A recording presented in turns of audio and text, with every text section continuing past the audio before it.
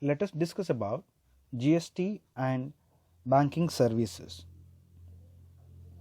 So as we all know, goods and service tax will be subjected for different kind of services.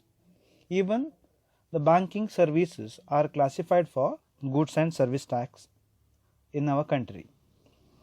When it comes to matter of banking services, it is classified under the broad head called as a financial services, and that heading number is 9971, where they take into consider financial services and related services. Let us look what are those financial related services.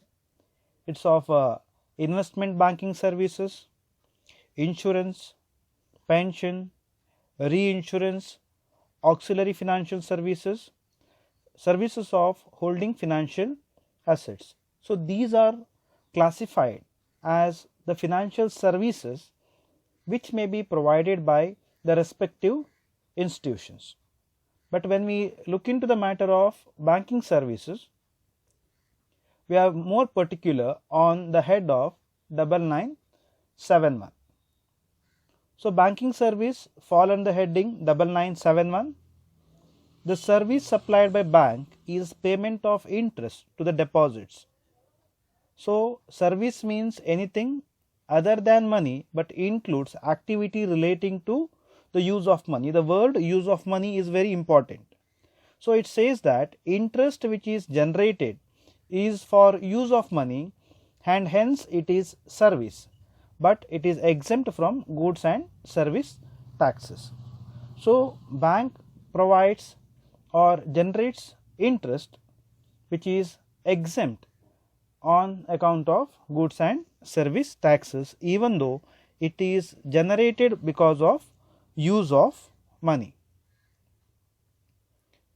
Services of extending deposits, loans or advances consideration is interest and it is exempt from goods and service taxes, but it excludes credit card services, because credit cards also considered as a kind of loans where bank collects the charges and interest is also collected. So interest on credit cards will be subjected for GST, but not like other loans and advances. Interest on short term loans is exempt from GST. So the main source of income for the bank is interest. Similarly, any kind of a service charges or administrative charges on loan will also be accountable for taxability. Again, when it comes to matter of the loans, any charges over and above the interest, it is said that only interest, even though it's for a use of money, will be subjected for exemption, but rest all the charges, it may be like service charges, administrative charges, any charges over and above will be subjected for goods and service taxes.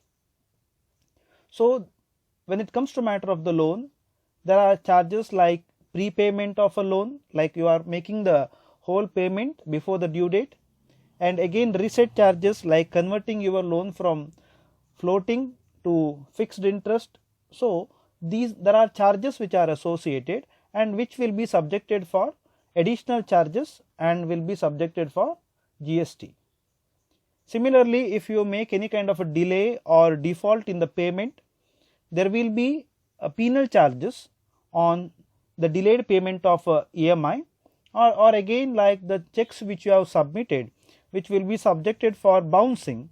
Again, on all account of these, the charges will be subjected for GST.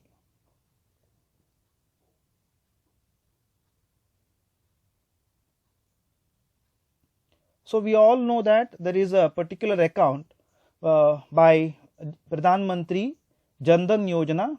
So with effect from 1/1/2009, any services which are provided by a bank to a Jan Dhan account holder is purely exempt. It may be like the services of RuPay Bank or a RuPay card. So any service in relation to that particular account will be subjected for exemption if that account is Pradhan Mantri Jan Dhan Yojana. Thank you all.